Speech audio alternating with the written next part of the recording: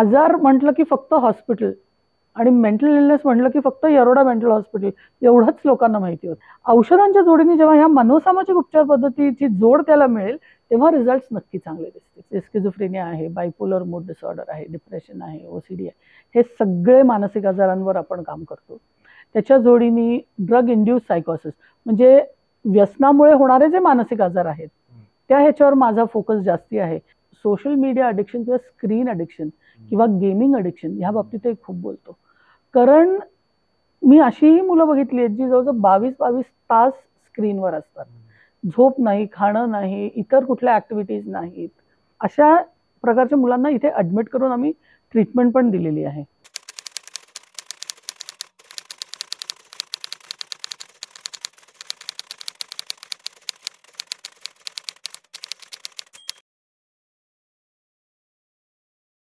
नमस्कार.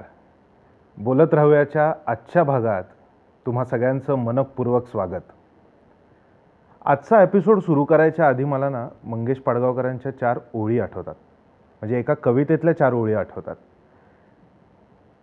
पाडगावकर म्हणतात, कशासाठी भयानक ग्रासून जायचं, कशासाठी भयानक ग्रासून जायचं, फुलायच्या प्रत्येक क्षणी नासून जायचं. आपण आपलं आयुष्य जगत असताना वेगवेगळ्या मेंटल डिप्रेशन, आपल्याला कधी कधी खूप डाऊन आपण आहोत असं वाटतं. आणि अशा वेळेला कोणाशी तरी गप्पा माराव्यात. आपल्या मनात नक्की काय चाललेलं आहे किंवा आपलं शरीरात कुठल्या हालचाली चाललेल्या आहेत. आपलं मध्येच एकदा असं होतं की आपलं काहीतरी हार्टबीट्स वाढतात. त्या कशामुळे वाढत आहेत, टेन्शन येतं, डिप्रेशनमध्ये आपण कधी कधी जातो. अशा वेळेला समाजामध्ये निस्वार्थी वृत्तीने काम करणारे काही व्यक्तिमत्व असतात. आज ज्या संस्थेमध्ये मी बसलेलो आहे त्या संस्थेचं नाव आहे प्रतीती. हे एक रिहॅब सेंटर आहे. आता रिहॅब सेंटर असं म्हटल्यानंतर आपल्या मनामध्ये अनेक गोष्टी येतात. त्याच गोष्टी, अनुभव, नक्की समाजामध्ये असे काय काय आजार असतात, त्यांच्याशी कसं डील केलं पाहिजे, अशा सगळ्याविषयी आपल्यासोबत आज चर्चा करायला आहेत प्रतीतीच्या सर्वेसर्वा सुषुप्ती साठे. त्यांचं आपण स्वागत करूया. नमस्कार. नमस्कार. आत्ता मी पाडगावकरांच्या 4 ओळी म्हटल्या, तर त्या आठवण्याच्या पाठीमागचं कारण म्हणजे खूप आजूबाजूला भयग्रस्त वातावरण दिसतं किंवा प्रत्येकजण कुठल्या ना कुठल्या मेंटल स्ट्रेसमधून, प्रॉब्लेम्समधून जात असतो. तर ह्या सगळ्याचं उत्तर म्हणून काहीतरी आपण केलं पाहिजे. तर ह्या प्रतीतीची जन्मकथा काय, ती ऐकायला आवडेल. प्रतीतीची जन्मकथा म्हणजे तसं बघितलं तर लोकांबरोबर काम करायचं हे मी 6वी-7वीत असल्यापासूनच माझा विचार होता किंवा मला वाटायचं की आपण लोकांबरोबर काम करावं. काय करावं, कसं करावं हे काही मला माहिती नव्हतं त्यावेळेस. मी 6वी-7वीत होते त्यावेळेस.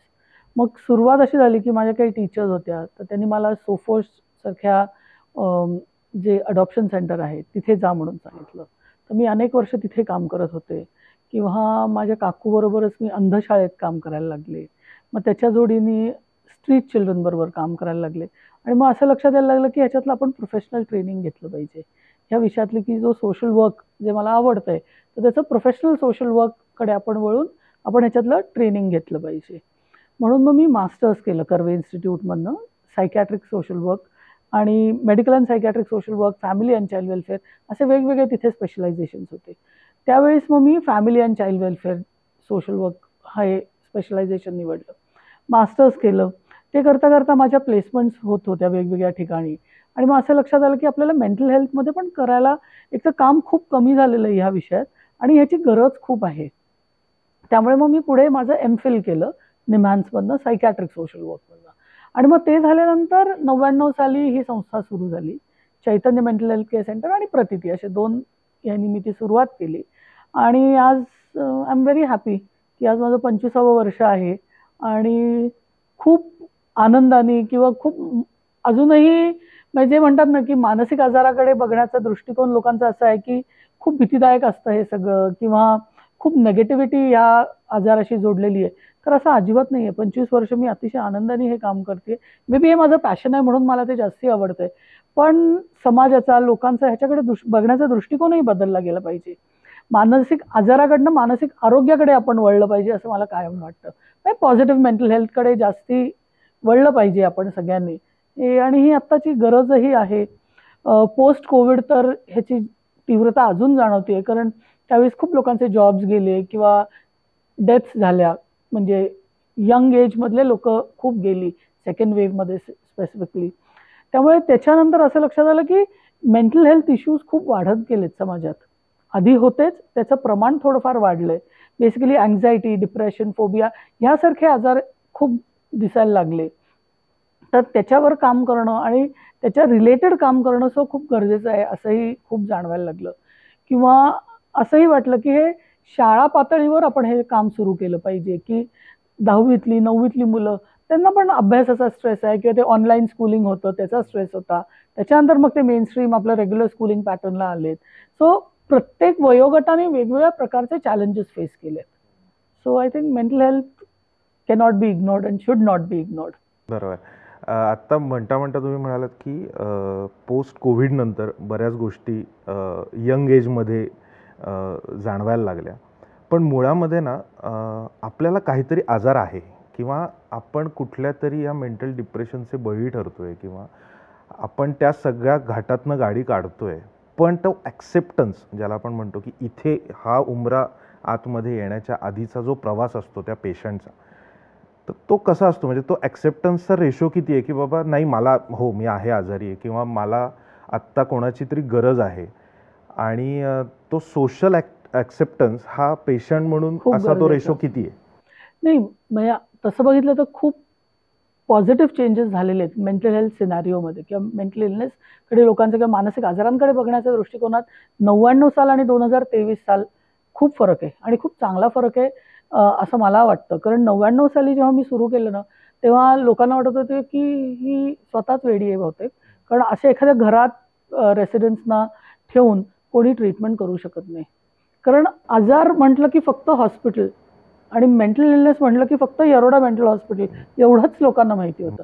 आणि अवेअरनेस नाही आहे म्हणून, म्हणजे ह्याच्यात कोणाचा दोष आहे असं मी अजिबात म्हणत नाही, पण अवेअरनेसच नव्हता की ह्या ट्रीटमेंट, म्हणजे ह्या प्रकारची ट्रीटमेंट पॉसिबिलिटी आहे किंवा हाफवे होम ह्या कॉन्सेप्टवर लोक काम करू शकतात हे माहीत नव्हतं. ऑब्व्हियसली 99 साली माझं जर शिक्षण झालं तर मलाही अनुभव नव्हता, पण एक कुठेतरी मला डेफिनेटली कॉन्फिडन्स होता की हे मी करते हे चुकीचं नाही आहे, ह्याच्यातनं वेळ लागेल पण रिझल्ट नक्की चांगले दिसतील. त्यामुळे मी लोकांना हेच म्हणत गेले की तुमच्या घरी जो पेशंट आहे किंवा जो व्यक्ती आहे त्याला हॉस्पिटलायझेशनची गरज नाही आहे, पण तो सो कॉल्ड नियर नॉर्मल पण नाही आहे. So it is a home halfway on to your real home. ह्या कॉन्सेप्टवर आम्ही काम केलं की हे सोशल स्किल्स ट्रेनिंग सेंटर आहे, इथे ती लोक राहतील, एक प्रॉपर दिनचर्या त्यांची आपण फॉलो करू, काउन्सिलिंग असेल, वेगवेगळ्या थेरप्युटिक ज्या मनोसामाजिक उपचार पद्धती आहेत, म्हणजे याच्यात काउन्सिलिंग आहे, ग्रुप थेरपी आहे, आर्ट थेरपी आहे, म्युझिक आहे, मुवमेंट आहे, योगा आहे, अशा वेगवेगळ्या थेरप्युटिक ॲक्टिव्हिटीज त्याच्यात इन्व्हॉल्व्ह करून आपण या लोकांची ट्रीटमेंट करूया. ह्या जोडीला औषधांचं दुर्लक्ष करायचं का? तर 100% नाही. औषधं ही प्रायमरी मोड ऑफ ट्रीटमेंट राहतात. औषधांशिवाय काहीच होऊ शकणार नाहीये. म्हणजे मी असं माझं म्हणणंच नाही आहे की फक्त मनोसामाजिक उपचार पद्धतीनेच पेशंट्स बरे होत आहेत, होणार नाहीत. त्याला जोडीला मुख्य पहिले औषधांची जेव्हा जोड असेल त्याच्यावर ह्या ट्रीटमेंट मोडॅलिटीज अवेलेबल करून दिल्या तर नक्की चांगले रिझल्ट दिसतात. तुमच्या कानात आवाज ऐकायला येत आहेत किंवा व्हायलन्स आहे, सुइसाइडल थॉट्स आहेत, तर याच्यासाठी औषधं आहेत, मान्य आहे मला. पण सपोज कोणी ब्रश करत नसेल, छोट्या गोष्टी आहेत, एक स्केड्यूल फॉलो करत नसेल, कॉन्फिडन्स नसेल, तर आपल्याकडे अशी गोळी नाही आहे ना की आपण ती गोळी खाल्ली की मी इमिजिएट कॉन्फिडंट होतो आणि मी समाजात एकदम वावरायलाच लागतो. नाही, त्याच्यासाठी ग्रुप ॲक्टिव्हिटीज, त्याच्यासाठी इंटरॅक्शन, त्याच्यासाठी सोशलायझेशन याची गरज आहे. आणि त्यामुळे औषधांच्या जोडीने जेव्हा ह्या मनोसामाजिक उपचार पद्धतीची जोड त्याला मिळेल तेव्हा रिझल्ट नक्की चांगले दिसतील. सो ह्या कॉन्सेप्टवर हळूहळू सुरू केलं मी. मग लोकांना वाटायला लागलं की हा संसर्गजन्य आजार आहे, ही लोक मधनाधनं ओरडतायत, तर आम्ही बाजूला राहतो, मग हा आम्हाला पण होईल. म्हणजे इतक्या बेसिक गोष्टी होत्या. किंवा आम्ही तिथे असं छोटं अंगण असल्यासारखं होतं, तिथे आम्ही संध्याकाळी खेळायचो, बास्केटबॉल खेळायचो, बॅडमिंटन खेळायचो, काय काय गेम्स घ्यायचो. तर रस्त्यातली लोक येऊन तिथे दारात येऊन उभं राहायची आणि आमच्याकडे हसायची. म्हणजे इट वॉज क्वाईट ह्युमिलिएटिंग. म्हणजे असं वाटायचं की ह्यांना नाही का समजत आहे की हे काय हसण्यासारखी गोष्ट नाही आहे, हे आज कोणाच्याही घरात होऊ शकतं. पण मग आम्ही काय करायला लागलो, असे जे कोणी दारात उभं राहिलं ना त्यांना म्हणायचं तुम्ही पण यात, तुम्ही पण आमच्यात पार्टिसिपेट करा आणि मग तुम्ही बघा. आणि मग इव्हेंच्युअली ग्रॅज्युअली मग मी सोसायटीमधल्या इतर लोकांचे मीटिंग्स घ्यायला लागले, त्यांना सांगायला लागले की हे काय आहे, हे कशामुळे होतं. आणि मग ग्रॅज्युअली असं असं लक्षात यायला लागलं की हे जेव्हा लोकांची इम्प्रूव्हमेंट दिसायला लागली तेव्हा मग कुठेतरी थोडासा कॉन्फिडन्स आला की ही 100% बाई वेडी नाहीये, किंवा जे मला म्हणायचे की तू 100% वेडी, की काहीतरी हिला थोडंसं कळतंय आणि हिला काहीतरी प्रूव्ह करायचं तर आपण सपोर्ट करूया. सो असं ग्रॅज्युअली हे वाढत गेलं. मग पहिलं अख्खं वर्ष मी ह्या फील्डमधले वेगवेगळे तज्ज्ञ लोक बोलून, त्यावेळी सोशल मीडिया नव्हतं किंवा हे जे माध्यम आत्ता आलेलं आहे त्यावेळेस न्यूजपेपर किंवा फोन करणं किंवा अशाच गोष्टी होत्या. तर किंवा व्याख्यानांना लोक जायची. तर वेगवेगळ्या फील्डमधले तज्ज्ञांना बोलवीन मी दर महिन्याला, म्हणजे मी ऑक्टोबरमध्ये संस्था केली सुरू, नोव्हेंबर, डिसेंबर, जानेवारी, फेब्रुवारी असे मी अवेअरनेस प्रोग्राम्स घेत गेले. टिळक स्मारक असेल, बालगंधर्व असेल, भरतनाट्य असेल, असं वेगवेगळ्या ठिकाणी पथनाट्य घेत गेलो आम्ही. आणि मग त्याच्यातनं खूप फायदा होत गेला. लोकांपर्यंत हा मेसेज किंवा काय आम्हाला म्हणायचं हे पोचत गेलं. आणि मग there was never looking back. म्हणजे मग एकदा तो समजायला लागलं की नाही ह्याच्यातनं रिझल्ट दिसत आहेत. कारण फॅमिलीजचे पण अनुभव चांगले यायला लागले. त्यांनाही त्यांच्या घरातली लोक, अरे हे घरी होत नव्हतं, आता हा आंघोळ करायला लागलाय. अगदी छोटी गोष्ट आहे, पण घरी आम्ही 10 वेळा सांगत होतो तरी होत नव्हतं, पण आता इथे हा करतोय. पण ती आंघोळ करायला लावणं किंवा लागणं तो व्यक्ती, याला सुद्धा 2-4 महिने लागले. Which was patience. म्हणजे प्रोफेशनल्सकडनं पेशन्स, रेसिडेंट्सचं तर कोऑपरेशन महत्त्वाचंच आहे, त्या जोडीने फॅमिलीजकडनं असलेला सपोर्ट आणि पेशन्स हे पण खूप महत्त्वाचं होतं. 99 पासून आत्तापर्यंत 25 वर्षाच्या या प्रवासात कोणत्या कोणत्या आजारावरती प्रतितीमध्ये काम केलं जातं आणि काय काय आजाराचे प्रकार काय काय आहेत की जे सगळे जे गंभीर स्वरूपाचे मानसिक आजार आहेत, स्किझोफ्रेनिया आहे, बायपोलर मूड डिसऑर्डर आहे, डिप्रेशन आहे, ओसीडी आहे, हे सगळे मानसिक आजारांवर आपण काम करतो. त्याच्या जोडीने व्यसनाधीन असलेला जो व्यक्ती आहे की व्यसन मुक्ती केंद्र ज्याला म्हणतात तसंही आम्ही चालवतो.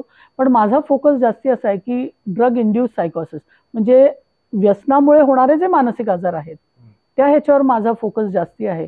इतर संस्था ज्या आहेत ते प्युअर अडिक्ट्स बरोबर काम करतात. येस, आमच्याकडे पण अडिक्शनचे प्युअर अडिक्ट्स आहेत, पण मॅक्सिमम लोक आम्ही ड्रग इंड्यूस सायकोसिस ज्यांना आहे ते अशा लोकांबरोबर काम करतो.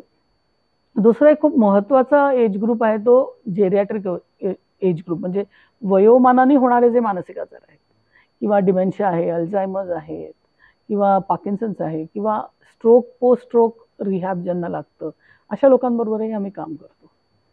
सो सगळा स्पेक्ट्रम ऑलमोस्ट कव्हर करतो.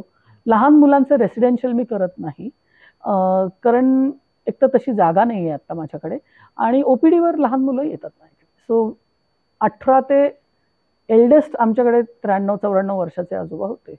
सो इतका मोठा एज ग्रुपची लोक येतात ट्रीटमेंटसाठी.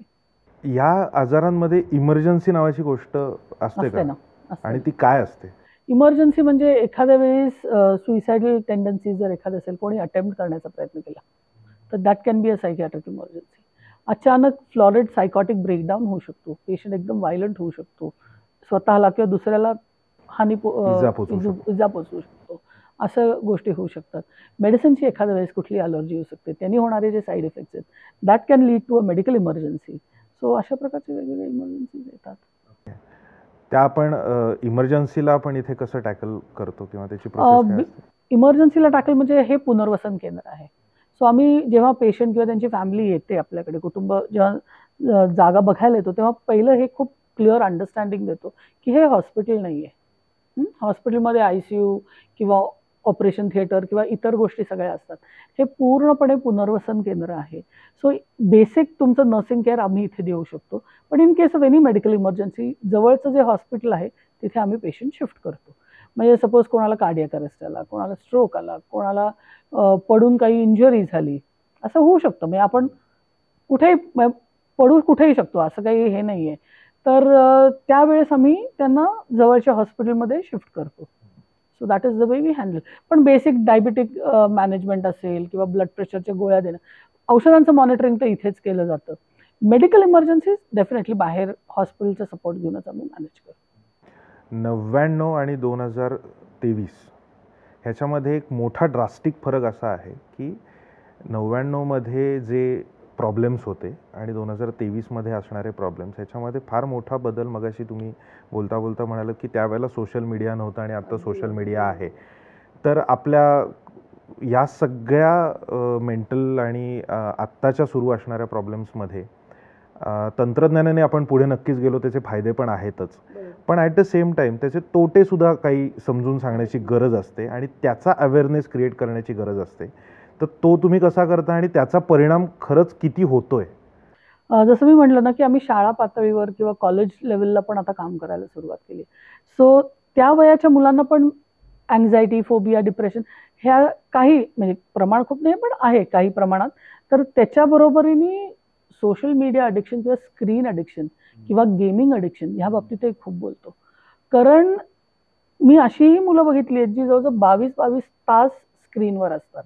झोप नाही, खाणं नाही, इतर कुठल्या ॲक्टिव्हिटीज नाहीत आणि पूर्णपणे त्याचं व्यसन असल्यासारखं किंवा त्याच्यावर इतका डिपेंडन्स आहे की फोन नसेल किंवा कुठलाही स्क्रीन समोर नसेल तर जो रेस्टलेसनेस निर्माण होतो, अशा प्रकारची सुद्धा मुलं आहेत. आणि अशा प्रकारच्या मुलांना इथे ॲडमिट करून आम्ही ट्रीटमेंट पण दिलेली आहे की OPD बेसिसवरती येतातच की मोबाईल किंवा इंस्टाग्रामवर किंवा फेसबुकवर किंवा इतर ज्या माध्यमं आहेत त्याच्यावरती किती आपण वेळ घालवावा किंवा सोशल मीडियाचा प्रोडक्टिव्हली आणि पॉझिटिव्ह यूज आपल्या रोजच्या आयुष्यात कसा करून द्यावा हे सांगण्याचे किंवा ह्याच्या बाबतीत आम्ही डिस्कशन्स त्यांच्याबरोबर भरपूर सारे घेतलेत. आणि ॲट द सेम टाईम याचा तुमच्यावर होणारा परिणाम, आता आर्टिफिशियल इंटेलिजन्स सारखी जी आता नवीन तंत्रज्ञान जे सुरू झालं, इट्स अ गुड थिंग. पण आजकालची मुलं असं बघितलं की मी कुठला एसे लिहायला सांगितलं शाळेतलं की त्याच्यावरनं करतात आणि कॉपी पेस्ट करतात. सो ह्या बाबतीत त्यांच्यात अवेअरनेस निर्माण करणं हे आता चूक आहे का बरोबर आहे, it is a debatable issue. पण आपण करायचं का नाही हे शेवटी प्रत्येकाने ठरवायचं. So that is where we try to sensitise them and create awareness. 4 वर्षाचं घरातलं मूल हे जेवताना त्याला मोबाईल दिला तर तो जेवतो, त्याच्याशिवाय खात नाही. ही प्रत्येक घरातली ओरड आहे, पण आम्हाला ते करावं लागतं असं पालकांचं म्हणणं आहे. पण याच्या व्यतिरिक्त आता काय आधी काही मोबाईल नव्हते, मग आधी काय लहान मुलं नव्हती का?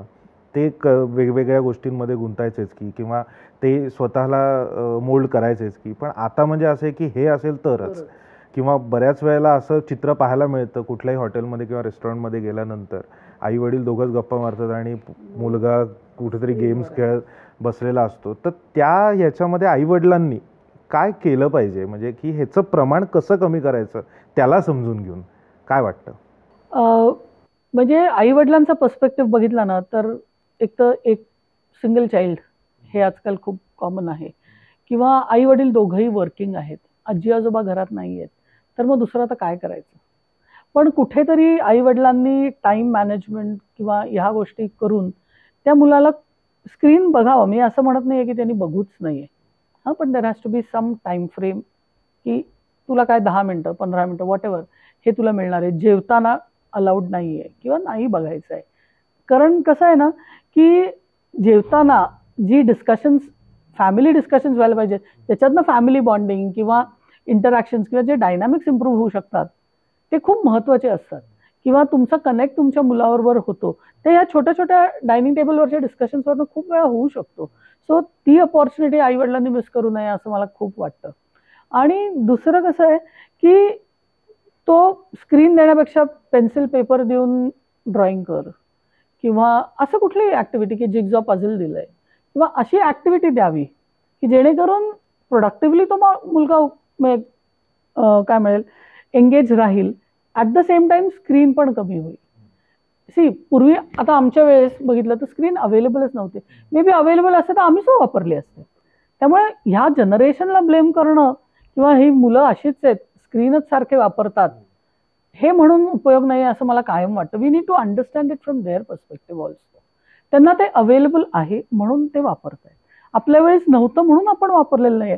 मे बी आपल्या वेळेस असतं ह्या सगळ्या गोष्टी तर आपणही वापरल्या असत्या, प्रमाण कमी जास्त झालं असतं, वी डोंट नो, पण आहे म्हणून ते वापरलं जात आहे. पण मुलांना हे लहान वयापासूनच सांगणं की ह्याचे दुष्परिणाम काय आहेत, किंवा यांनी तुझ्या आयुष्यातला प्रोडक्टिव्ह टाइम किती जातोय, किंवा ग्राउंड ऍक्टिव्हिटीज कमी होत आहेत त्यांनी. सो मे बी हे असं लहानपणापासून हेच कल्चर बिल्ड केलं आई वडिलांनी, आय एम शुअर की मुलं नक्की समजून घेतील. किंवा आई वडील सुद्धा हे एक्सपेक्ट करतात की मुलांनी स्क्रीन टाइम कमी करावा, ऍट द सेम टाइम त्यांचा स्क्रीन टाइम तोच असतो. म्हणजे मूल बघत असतं की तुम्ही तर एवढा मोबाईल वापरता, मग आम्ही 1 तासभर वापरला म्हणून कुठे बिघडलं. त्यामुळे तोही त्यांनी सुद्धा त्यांचा स्क्रीन टाइम कमी करणं गरजेचं आहे. कुठला असा या काही वर्षात, आता खूपच अनुभव आलेले असतील, पण जिथे तुम्ही दोन्ही पर्स्पेक्टिव्हने, म्हणजे मी विचारतोय की आपण हा पसारा किंवा आपण हा घाट का घालतोय, असं काही प्रश्न मनात आला का? कधीच नाही आला. आणि ही खूप चांगली गोष्ट आहे. आणि कुठला असा अनुभव होता पेशंट बरोबरचा की तिथे तुम्ही, आपण असं म्हणतो ना की मी मुळासकट हल्ले, किंवा असा मी पहिल्यांदाच बघितला प्रॉब्लेम, असा कुठला एक्सपिरियन्स शेअर करावा असं वाटतं? पहिल्या ह्याचं म्हणजे मला 25 वर्षात एकदाही असं वाटलं नाही की मी हे का करते, कधीच वाटलं नाही, आणि वाटणार पण नाही, असं आय होप पुढे वाटणार पण नाही. दुसरं अनुभव जे म्हणलं ना की एक हंटिंग्टन्स कोरिया नावाचा आजार आहे, विच इज व्हेरी रेअर. त्याचे 2 पेशंट आपल्याकडे होते, दोन्ही मुली होत्या त्या आजाराने ग्रस्त, आणि इट्स अ न्यूरो डिजेनरेटिव्ह डिसऑर्डर. तर त्याच्यात इव्हेंच्युअली चालता म्हणजे चांगला व्यक्ती ग्रॅज्युअली डिट्युरेट होतो, इरिव्हर्सिबल कंडिशन आहे, न्यूरोमोटर डिजनरेशन होत राहतं, जोडीला मानसिक आजार ही होते, आणि इव्हेंच्युअली ते बेडरिडन होतात लोक, आणि डेथ इज इनएव्हिटेबल त्यांच्यावरती. सो ते दोन्ही, म्हणजे त्याच्यातली दुसरी मुलगी तर माझ्याकडे जवळजवळ 17-18 वर्ष होती, आणि ती last year she passed away, which was a very moving experience. कारण 18 वर्ष आपण काळजी घेतो एखाद्या व्यक्तीची, आणि म्हणजे we know she is in a better happy space now, कारण अतिशय सफरिंग्स होती तिची.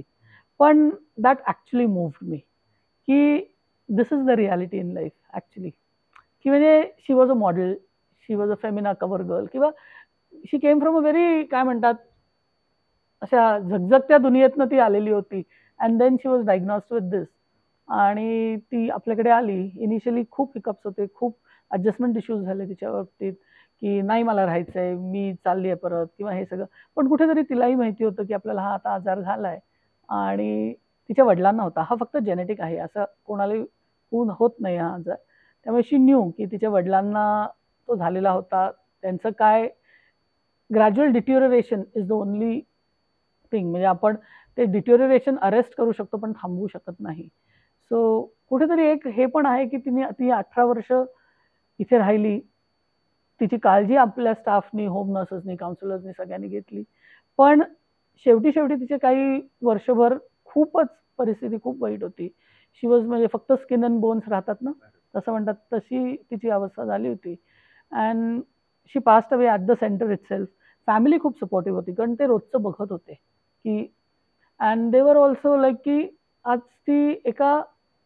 ती गेली आहे फिजिकली, पण अजूनही तिची खोली, ती ज्या खोलीत होती ती त्या मुलीची खोली म्हणूनच ॲड्रेस केली जाते सेंटरमध्ये, किंवा एव्हरीबडी वॉज क्वाईट अपसेट तिच्या जाण्याने. I think that was one memory which I will never forget, और वी ऑलवेज मिस हर अजूनही. दॅट इज वन थिंग, पण this is part of the profession, part of my services what we provide. त्यामुळे हे होत राहतं. It's okay, we have to move on. हे सगळ्याचं म्हणजे प्रतिला डोनेशन्स असतात का? मी डोनेशन्स कोणाकडनंही घेत नाही. जे रेसिडेंट्स इथे राहतात ते फीज भरतात दर महिन्याचे, आणि त्याच्यावरच ही पूर्णपणे संस्था चालते. अच्छा, म्हणजे सरकारचे किंवा गव्हर्नमेंटचं काहीही अटॅचमेंट किंवा? प्रिन्सिपली मला असं वाटतं की मी फ्री सर्व्हिस देत नाहीये, सो मलाही काही अधिकार नाही आहे कोणाकडनं फ्री घेण्याचा. सो CSR किंवा कुठल्याही याच्याकडनं मी घेत नाही.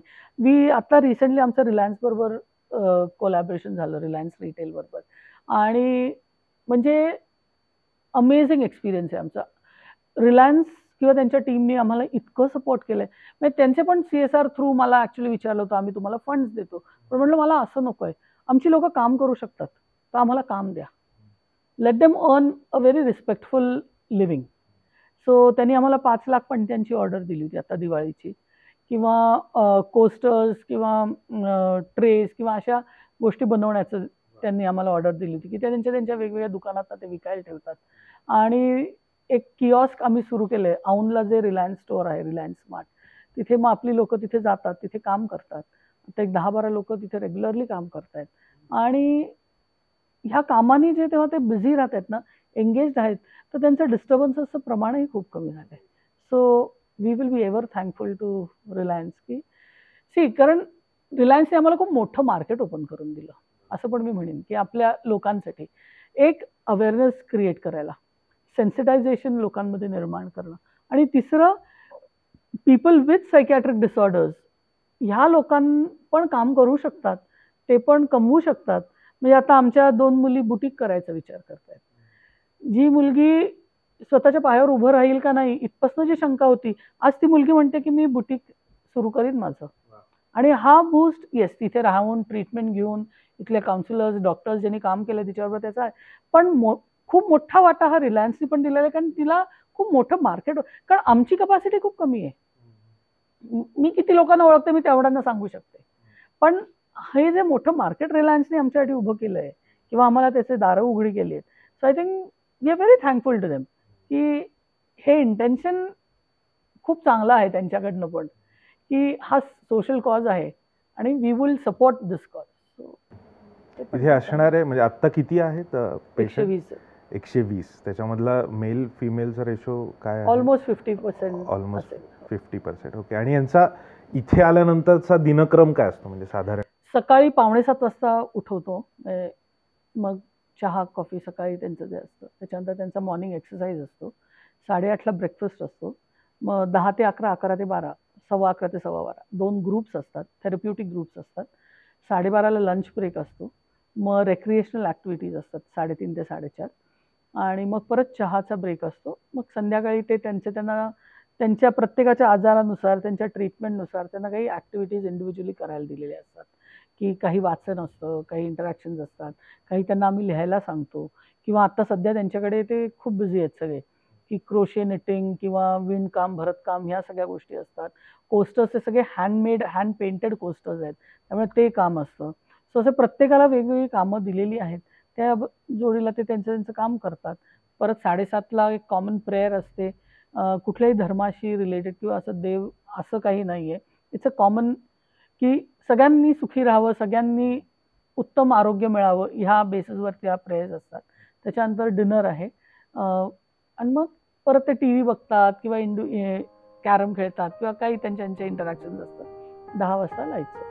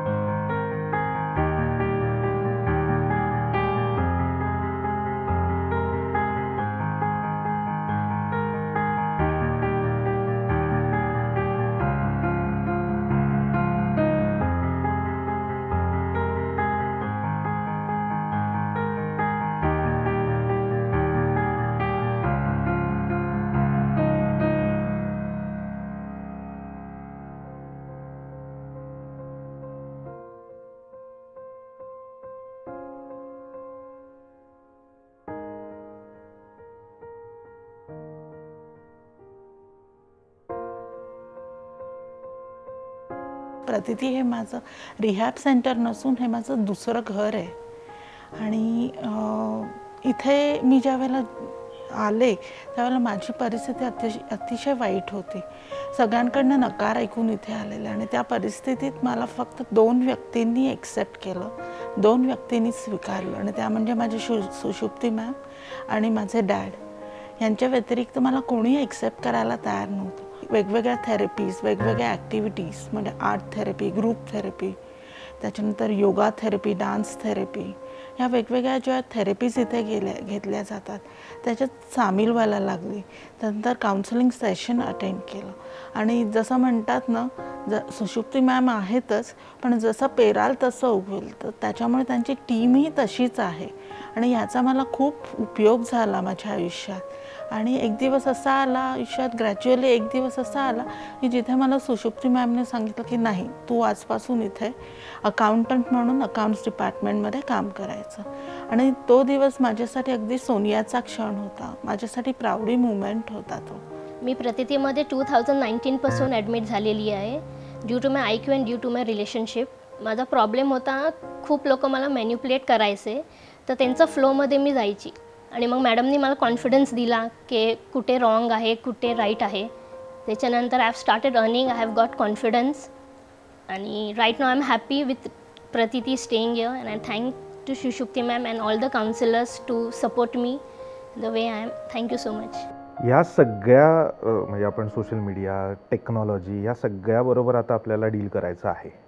म्हणजे आता हे जुगारून तर काही चालणार नाही किंवा याच्या व्यतिरिक्त हे सत्य आहे. तर ह्याच्या पुढचा काळ तुम्हाला या सगळ्याविषयीचा कसा वाटतो? मला काय वाटतं माहिती का, की ही टेक्नॉलॉजी जी आहे ती पॉझिटिव्हली किंवा त्याचा योग्य रीतीने वापर केला ना, इट इज डेफिनेटली हेल्पफुल. की अवेअरनेस क्रिएट करायला, डिस्टिग्मटाईज करायला, म्हणजे जो स्टिग्मा या आजाराशी अटॅच्ड आहे तो कमी करायला हे मीडियम खूप चांगलं आहे. एका मिनिटात आपण लाखो लोकांपर्यंत पोचू शकतो. So I think social media किंवा ह्या गोष्टींचा अशा प्रकारे वापर करावा हे मला नक्की वाटतं. म्हणजे मी ऑनेस्टली खूप टेक्नॉलॉजिकली चॅलेंज्ड आहे, पण मला शिकायचं आहे हे सगळं, माझ्यासाठी खूप खूप नवीन आहे. पण म्हणजे I still believe may be old school आहे की मेसेज करण्यापेक्षा फोन करून बोलणं किंवा प्रत्यक्ष भेटून बोलण्यात जी मजा आहे ती त्या मेसेजेसमध्ये नाही आहे, असं माझं मत आहे. बरोबर. इट कॅन व्हेरी, म्हणजे असं माझं म्हणणं नाही. पण एक दुसरी गोष्ट अशी पण आहे की संस्थेत पण रेकॉर्ड मेंटेनन्स किंवा ह्या सगळ्याच्या दृष्टीने सुद्धा टेक्नॉलॉजी वापरणं किंवा सॉफ्टवेअर्स वापरणं आय थिंक हे खूप गरजेचं आहे. माझी दोन्ही मुलं मला जॉईन करणार आहेत.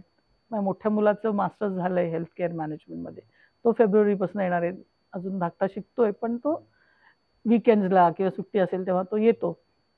त्यामुळे आणि ऑब्व्हियसली त्यांना ह्याची खूप जाण म्हणजे माहिती आहे की हे कसं वापरायचं. So I think they would use this technology in a very positive आणि प्रोडक्टिव्ह वे.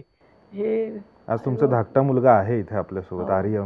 सो आर्य आपल्यासोबत आहे आत्ता. आणि पहिलं मी आईला विचारतो की प्रत्येकाला म्हणजे घरातल्या आईवडिलांना असं वाटत असतं की आपण जे कष्टाने उभं केलेलं असतं तिची लेगसी पुढे न्यावी. डॉक्टरांना असं वाटतं की आपलाही मुलगा डॉक्टर व्हावा किंवा इंजिनियर वाटतं इंजिनियर व्हावा, तर आपली लेगसी पुढे न्यावी. तर मुलंसुद्धा जॉईन करणार आहेत आणि आता आर्य आहे इथे उपस्थित. तर त्याच्या त्या निर्णयाबद्दल किंवा त्याच्या त्या डिसिजन नंतर तुम्हाला काय वाटलं? ऑफकोर्स आनंद तर नक्कीच झाला. असं होतं की जेव्हा हे शिकत होती किंवा 10वी 11वी होती दोघं, तेव्हा त्यांना पॅशन होतं कुकिंगचं. त्यामुळे त्या दोघांनाही रेस्टॉरंट आम्ही सुरू करतोय अम्मा. म्हणजे ठीक आहे, आय हॅव नो इश्यूज. की तुम्हाला जे आवडतं, जे मनापासून करायची इच्छा आहे ते तुम्ही नक्की दोघंही करा. जे कराल ते 100% देऊन करा, एवढंच माझं म्हणणं आहे. पण त्याच्यानंतर कोविडमध्ये किंवा ह्याच्यात असं झालं की ते दोघं माझ्याबरोबर यायला लागले सेंटरला. जेव्हा अगदी जे स्ट्रिक्ट नियम बंद झाले पण कॉलेजेस आणि हे सुरू झालेलं नव्हतं, तेव्हा ते दोघं यायला लागले. किंवा बेसिकली त्यांचा जन्म पण सेंटरमध्ये झाल्यासारखंच आहे. त्यामुळे they have grown up in the centre. त्यामुळे त्यांनी ते सगळं बघितलेलं आहे. त्यामुळे नंतर असं मोठा मुलगा म्हणजे अर्जुन मला म्हणला की नाही, मला आवडेल हे करायला. एकदा आम्ही तिघंही बसलो, म्हणलं तुम्ही प्रोज अँड कॉन्स लिहून काढा की तुम्हाला हे का करायचं, तुम्हाला हे का नाही करायचं. Let us put it on paper. मग आपल्याला विचार करायला पण एक दिशा मिळते. मग आम्ही तिघंही बसलो होतो, ते लिहून काढलं. प्रोज खूप झाले, म्हणजे पॉझिटिव्ह गोष्टी संस्थेत जॉईन केल्या तर काय होतील ह्याची खूप लिस्ट संपतच नव्हती. आणि नाही केल्याचं सांगताच येईना त्यांना की मी का नाही करणार आहे. मग असं झालं की म्हटलं तुमचं तुम्ही विचार करा, घाई करू नका. अजून तुम्ही लहान आहात, परत वाटेल की आम्हाला अजून काहीतरी तिसरं, म्हणजे कुकिंग पण नाही, सेंटर पण नाही, मला तिसरंच करायचं, तर वी आर ओके. पण I think he would be the right person to answer this की त्यांनी का निर्णय घेतला. पण सांग की का तुला असं वाटलं की आईच्या कामासाठी जॉईन व्हावं?